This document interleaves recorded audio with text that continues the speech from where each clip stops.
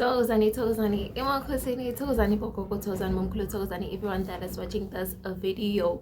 Sanbonani, have you been dreaming of a red snake lately? Uphupha inyoka lebovu and you do not know what it means.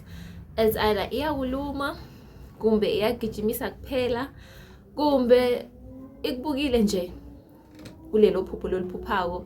So I'm gonna try and explain ukuthi kahle kahle leli phupho lakho lichazani. So I'm not gonna cover everything kule part 1 lena. I'm gonna cover everything on the part 2. Ngani thokozani emakhosini. So are you confused, scared kulelo phupho? Uyagijima le nyoka ibhizi yagijimisa kumbe tinyoka letiningi letibovu.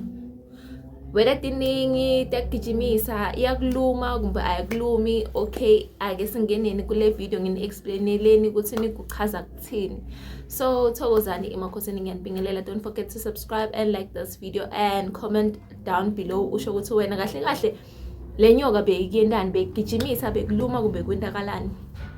So inyoka lebovu, firstly, red, it represents love, it represents danger, it represents so many emotions, it represents ingadi. Thokozani. So inyoka lebovu nangukuthi iyakugijimisa ephupheni lakho, wena solo kuyabaleka le nyoka solo kuyagijimisa, ungakhomba ukuthi you are under spiritual attack. Firstly, cela ningilaleleni, ningagijimi, nihlaleni phansi, make tea or pour yourself juice or something, ulalele ukuthi ngithini. So ingachaza ukuthi kunesitha lesikusale emuva wena lesibhizi sikufuna pass ngani. And then number 2, it can also represent idloti lakho. Idloti lakho, ngisho ngithini, sometimes it can be umnikati wemsebenzi liyena lo laphethe lemimoya yonke lekuwe. Uthothi uyagijimisa emaphushweni ene it's not ukuthi uyagijimisa kahle kahle, it's just ukuthi wena net kuthi na uyibona uyabaleka. You understand? So sometimes nangukuthi yena uyagijimisa wena uthothi udimele and then yona ite nge-speed igijimisa. It means kuthini kunendo idloti lakho lezama communicator nawe ngayo, but wena awulaleli, wena soloko awuva. So phinza ukukhomba ukuthi lento ngathini important kangakanani, into lefanele iyento ngikuphuthuma, iyaphuthuma lento. So that's why uthothi ngiyagijimisa ukukhomba ukuthi asekho isikhathi, vuka lalela ukuthi ngithini yenda lo. So that's why bagijimisa. Sometimes kuba ukuthi vele bakwatile because awuva, that's why bagijimisa. And then nangukuthi yakuluma sitha ke leso, nangukuthi yakuluma idloti lakho angeke likuluma, nangukuthi yakuluma sitha, you are spiritually under attack. Make sure ukuthi you go get help ngoba into takho toqala tibhidlike, into takho vela tsahambi kahle, ngeke hambe kahle. So make sure ukuthi you go and look for help. Thokozani, I hope ngiyavakala bokhokho nabomkhulu.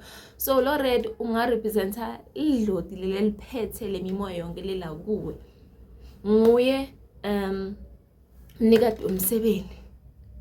So nakativeta ngaleyo khala ukukhomba nani ukuthini wena ngekwesimoya i-direction yakho ihamba so, cause red uya representa idloti lasemandini, idloti lihambe nani nemuthi, kumbe idloti lelihamba ngemandi kuphela, hamba ngemandi kuphela. So kuya depend ukuthi yena uthe wena uyosebenza ngani.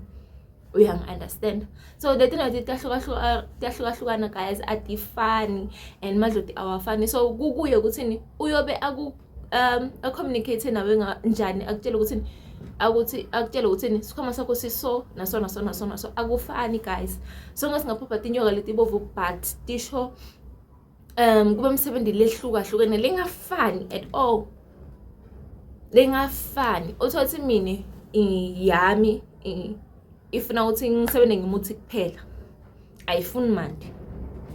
So kuyahlukahlukana, fanele u-understand ukuthi kahle kahle lento le ifunani kuwe. So inyoka lebovu it doesn't necessarily represent sitha, but lihloti lakho lelikuphethe lelingahambe lihambe likukhomba ukuthi wena ngokuya kwesikhathi ngicela ungitholele i-dustcoat lebovu kumbe mnazaretha lebovu or sambatho lesibovu ngibeke in that manner nebhidane lebovu, bese ahambe communicate nawe akhomba ukuthi kufuneka 1 2 3 4 5 wena uyosebenza ngendlela lesona sona so guys, I hope ukuthi nangivisisa. I said number 1 nga represent sitha, it nga represent ukuthi already sebagadlile wena, you need to go look for help. Kumbe kune message le bathi soloko bakutshela yona awulaleli, kumbe kune message soloko bayi communicate nawe wena soloko awuva. There are some things that are hindering you nemadloti akho. That's why you need to go and check ukuthi kahle kahle khambani empilweni yakho. Or it can represent ukuthi vele wena sebakushayile, you need to go and look for help, kuyaphuthuma pha isukuma. Kumbe le message yakhona seyiphuthuma kakhulu, le dloti lakho likutshela ngakuthi phangisa uyosendela 1 2 3 4 5 wena fanele usebenze.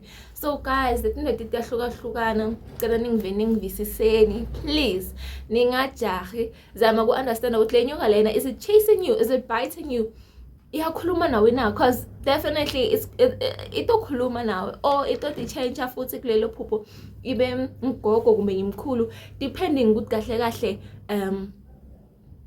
litangani kuwe, msebenzi wakhona uyini. So thokozani emakhosini bogogo, emakhosini bomkhulu, ngiyabonga kakhulu. Thank you so much, love you guys so much, bye.